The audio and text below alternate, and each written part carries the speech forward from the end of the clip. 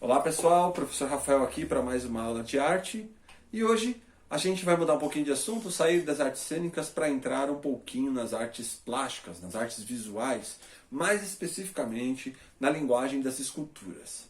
Para acompanhar a nossa aula você vai precisar do seu livro didático aí, o Arte de Perto, volume único, que é para os 3 anos, e a gente vai entrar aqui no capítulo 3, Escultura, Tempo, Espaço e Movimento, na página 56 e 57. E a gente vai começar observando aqui, dando uma olhada com calma nos detalhes dessa escultura em bronze do artista Umberto Boccioni. Não sei se é Boccioni ou Boccioni, mas eu vou falar Boccioni, tá bom? Tem o tamanho dela aqui, que a obra é considerada um símbolo dos ideais futuristas, né? Observe como as diferentes dobras simulam a velocidade e movimento ao redor da figura, né? Então, se a gente olhar bem para essa escultura, ela está cheia de dobra, né? Como se fossem os tecidos da roupa deste homem que está andando aí, né? Essa sensação, né? de movimento que ele tenta passar com as dobras da roupa, como se estivesse andando e ventando, né? Como se o corpo estivesse enfrentando a resistência do ar. Para explicar um pouquinho melhor sobre essa escultura e falar um pouquinho sobre as esculturas de um modo geral, vamos dar uma lida aqui no texto junto comigo, da página 57. O artista Umberto Boccioni foi considerado um importante teórico do movimento futurista.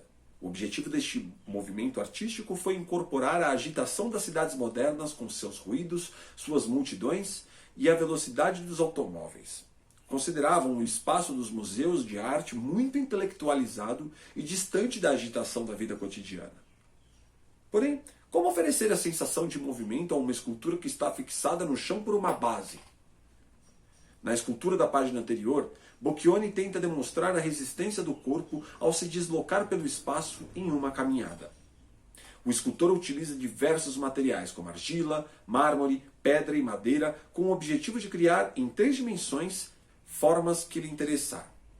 Lembrando que 3 dimensões, altura, profundidade e largura. Inclusive tem as medidas aí no rodapé da figura. Então, continuando o texto aqui, no período compreendido entre o século IV d.C. até o século XIV, as esculturas estavam inseridas nas fachadas, nos altares, dentro das igrejas. Neste sentido, a interpretação de escultura estava associada à arquitetura. A escultura moderna, do final do século XIX à primeira metade do século XX, não exclui as representações anteriores, mas amplia o repertório dessas formas de expressões. Ao observar novamente a escultura de Boccioni no início deste capítulo, é possível perceber a manutenção, segundo a concepção tradicional, dos músculos tensionados, que indicam a presença de uma força física capaz de colocar o corpo em movimento, e, ainda, de uma base que fixa a figura sobre um espaço determinado. Entretanto, os músculos não estão tensionados pela simples força corporal, mas pelo próprio contato do corpo com o espaço, como se estivesse vencendo a resistência do ar. A forma do corpo humano é então desconstruída e reconstruída em partes, em fragmento. O corpo deixa de ter uma existência objetiva e palpável e cabe ao observador entrar no jogo da interpretação.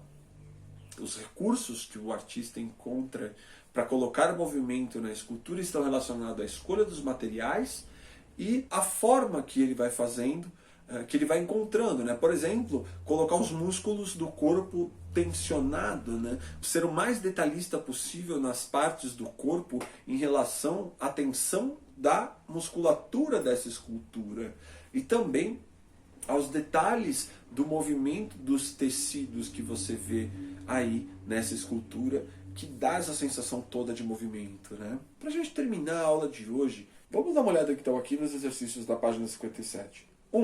Para você, o que é uma escultura? Como você imagina que ela é feita? O que você acha que o cara faz? Ele faz com massinha? Ele modela com a mão? Ele usa ferramentas? Quais materiais você acha que podem ser esculpidos? A gente pode fazer esculturas de sucata? A gente pode fazer escultura com sabão? Sabão é pedra, sabão?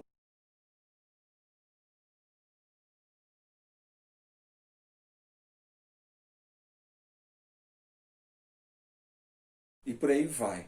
Vamos tentar discorrer sobre isso. Se não couber a resposta aqui, que só tem 3 linhas no nosso livro, eu sugiro que você responda no caderno de artes, tá bom? 2. Descreva alguma escultura ou monumento que esteja em algum lugar público ou museu e o que mais chamou a sua atenção nessa obra. Então você já viu uma escultura em algum lugar? Você já foi ao museu e viu uma escultura? Você já viu uma escultura no seu bairro? Ou numa igreja? Ou em algum lugar? Você consegue descrever ela para a gente? E 3. Observe novamente a escultura de Boccioni. No início desse capítulo, o que chama a atenção na sua visualidade? Que história você imagina que passa por essa escultura? Então vamos olhar aqui a escultura da página 56, esse humanoide, né? Porque não sei se é bem humano, para mim parece um soldado, sei lá. Vamos olhar para ele. Primeiro, o que mais chama atenção nessa visualidade, olhando para ela, e a segunda coisa, que história que ela conta? A gente não sabe o que o artista queria contar, mas a gente pode inventar a partir daquilo que a gente está vendo uma história para esta escultura. Tentar entender isso daqui. É uma armadura ou é um anjo? O que é isso? Né? O que é essa escultura? Que história que ela conta? Beleza? Então, para a aula de hoje é isso. Nas próximas aulas a gente vai falar de movimento das esculturas e as esculturas de movimento. A escultura, arte do espaço, do tempo e do movimento. E por fim, a gente vai ver as esculturas e o espaço público. Legal? Então é isso, pessoal, por hoje. Bem tranquilo. Por hoje a atividade são as questões da página 57 relacionadas à escultura da página 56. Legal, pessoal? Um grande abraço a todos, então, e até a próxima aula sobre esculturas.